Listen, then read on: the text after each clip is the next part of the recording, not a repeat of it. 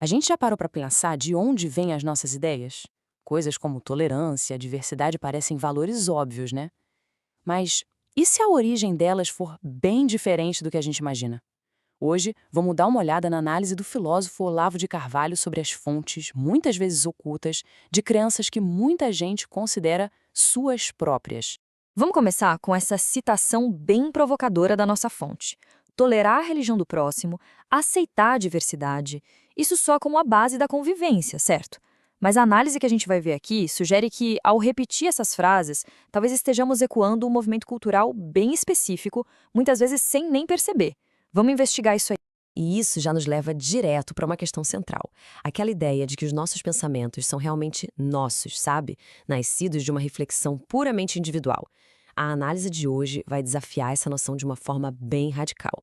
Vamos pensar um pouquinho. As opiniões sobre moralidade, tolerância, espiritualidade, de onde elas vêm exatamente? São criações internas da nossa cabeça ou são absorvidas do ambiente? A análise que vamos explorar aqui sugere que a resposta para isso pode ser bem surpreendente. E aqui está o argumento principal. Essa ignorância sobre a origem das ideias acaba gerando uma falsa sensação de autonomia. A gente acredita que é o criador de tudo, quando, na verdade, podemos ser apenas repetidores de conceitos que nunca paramos para investigar de verdade. O ponto crucial é este. Somos, em grande parte, produto do nosso meio. O número de ideias que são genuinamente originais seria mínimo. A maioria dos pensamentos a gente recebe da cultura que nos cerca, muitas vezes sem nem se dar conta. Bom, então, que força cultural é essa, tão poderosa e ao mesmo tempo tão invisível? A fonte que estamos analisando aponta para um fenômeno específico, a New Age, ou, em português, a Nova Era.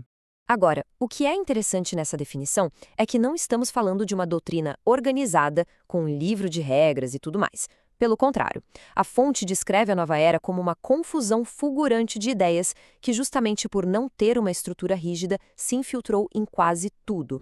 Mas, se o movimento é tão confuso assim, como é que a gente faz para entendê-lo? A fonte propõe um método de análise bem específico. Em vez de olhar para o que o movimento diz que é, a gente deve olhar para o que ele, na prática, ataca. Este slide aqui ilustra bem o método. Tentar entender a nova era pelas suas próprias ideias seria como se perder num labirinto. A chave, segundo essa análise, é perguntar qual é o alvo, contra o que esse movimento na prática se posiciona. E a resposta para essa pergunta, de acordo com a fonte, é esta. O objetivo principal seria dissolver a coerência do cristianismo no Ocidente, misturando-o com uma variedade de outras tradições, até que ele se torne uma espécie de pasta, quase irreconhecível. Certo, mas como essa influência funcionaria na prática? Vamos olhar um exemplo bem concreto de como uma crença fundamental teria sido alterada, muitas vezes sem que as pessoas nem percebessem a mudança.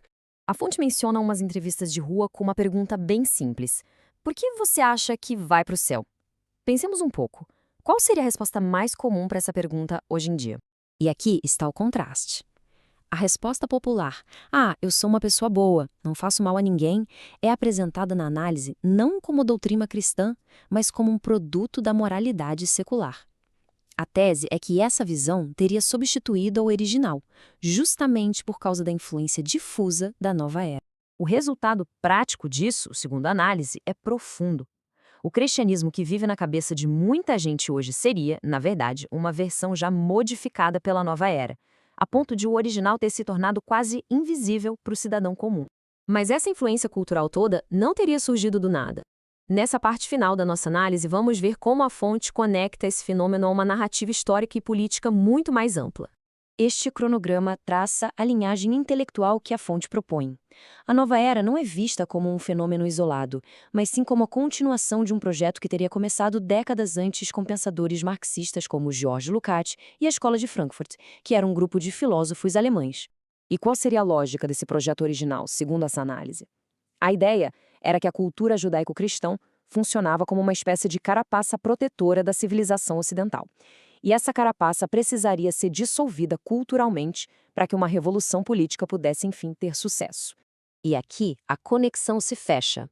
Nessa perspectiva, a nova era, com toda a sua mistura de crenças e de solução de doutrinas, acaba cumprindo exatamente esse objetivo de enfraquecer a carapaça cultural.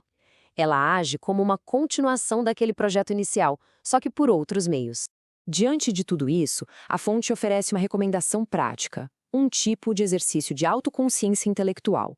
Antes de aceitar ou rejeitar uma ideia, o desafio é investigar a origem dela e entender o caminho que ela percorreu até chegar na nossa mente. E a gente termina com essa reflexão. Se essa análise toda estiver correta, então o que realmente significa pensar por conta própria? Fica a pergunta, né? Talvez a jornada para um pensamento mais autêntico comece, antes de mais nada, com a coragem de investigar as fontes que nos formaram. Muito obrigado pela companhia.